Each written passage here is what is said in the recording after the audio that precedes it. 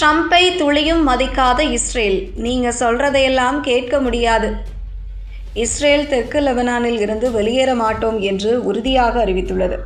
America கேட்டாலும் கூட தங்களின் நிலையை மாற்ற மாட்டோம் என்று இஸ்ரேல் பாதுகாப்பு அமைச்சர் காட்ஸ் திட்டவட்டமாக கூறியுள்ளார்.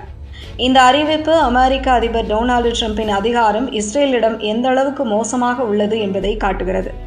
இதேபோல் இஸ்ரேலின் அந்த நிலைப்பாடு அமெரிக்கா இஸ்ரேல் மத்தியிலான 60 நாள் கூட்டம் தடைபடவும் வாய்ப்புள்ளது. இஸ்ரேல் பாதுகாப்பு அமைச்சர் காட்ஸ் தெற்கு லெபனானில் இருந்து இஸ்ரேல் படைகள் வெளியேறாது என்று தெளிவாக தெரிவித்துள்ளார்.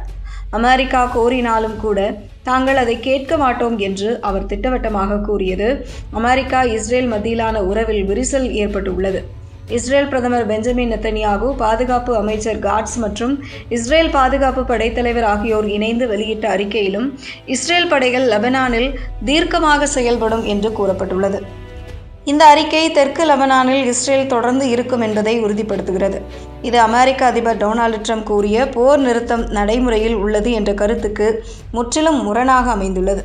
தற்போது இஸ்ரேல் தெற்கு லெபனானில் தொடர்ந்து குண்டுவீச்சு நடத்தி வருகிறது.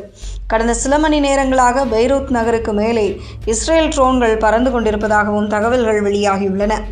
இதனால் லெபனானின் தெற்கு பகுதிகளில் பதற்றம் தொடர்கிறது.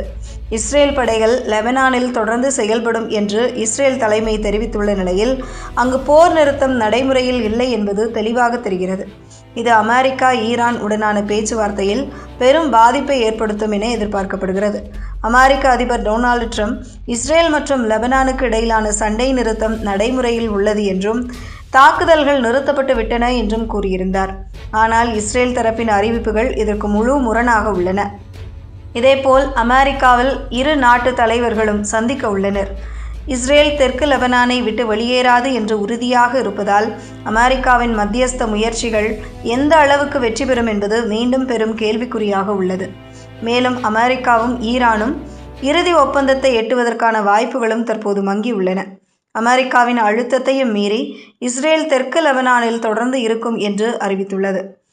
அமெரிக்கா இஸ்ரேல் உறவில் புதிய பதற்றத்தை உருவாக்கக்கூடும்.